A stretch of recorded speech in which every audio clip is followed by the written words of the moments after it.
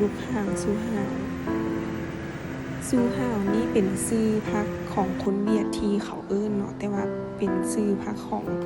คนลาวเอิ้นแม่นชื่ออันนี้บ่ฮู้ให้ฮู้ว่าพรรคนี้ชื่อหยังบอกกับคุณผู้ชมคอมเมนต์เด้อแต่ปกติคนเวียดก็จะเอาไปเฮ็ดแกงใส่ซีนหรือว่าเอาไปคั่วใส่ซีนงัวมันจะแซ่บเนาะแต่ถ้าตัวเองนี่มัก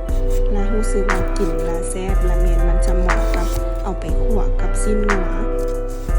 แต่เฮ็ดแบบแกงก็จะแซ่บคือกันมันจะกรอบๆมันจะบ่เละ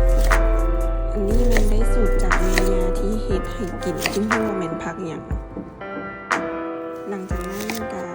เพิ่มกระลดไก่หรือว่าจะเพิ่มหัวบัวใหญ่ก็ได้เด้อเพื่อให้มันหวานก็แล้วแต่ผักที่ตัวเองมักผักชนิดใดก็ใส่ชนิดนั้นเข้าไปแต่อันนี้คิดว่า2อย่างนี้ก็พอแล้วหั่นนะเพราะว่าซูห่าวมันก็มีความหวานในตัวหลังจากนั้นเฮาก็มาเตรียมน้ำลูกชิ้นนี่บ่แม่นเฮาจะลวกให้มันสุกเลยเนาะเฮาแค่ลวกผ่านชิ้นให้เลือดของชิ้น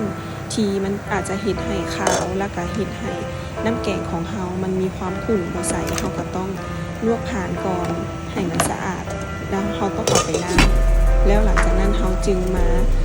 ลวกชิ้นให้มันสุกบวกกับใส่ผักไปนำกัน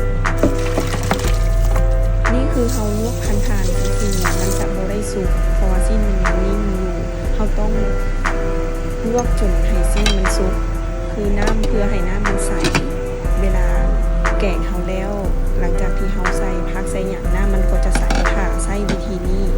บางมื้อนี้เฮาก็ได้ใส่เกลือลงไปก่อนหลังจากนั้นชิ้นเฮาก็จะสุกใช้เวลาภายใน25-30 นาทีเฮาจึงมาใส่ผักลงตบท้ายเนาะผักนี้เฮาก็ใช้เวลาแค่10 นาทีมันก็ขึ้นกับวิธีการซอยของเฮาอีกเด้อถ้าเฮาซอยตอนใหญ่หลายมันก็จะอยู่ที่35 นาทีฉะนั้นสังเกตเบิ่งเอาหลังจากนั้นเฮาก็มาใส่ขนอแล้วก็ตบท้ายด้วยน้ำปลาซิมเบิ่งเนาะก็ถือว่าเป็นอันเสร็จเฮาสังเกตเบิ่งผักค่ะว่าผักเฮามันมีความใส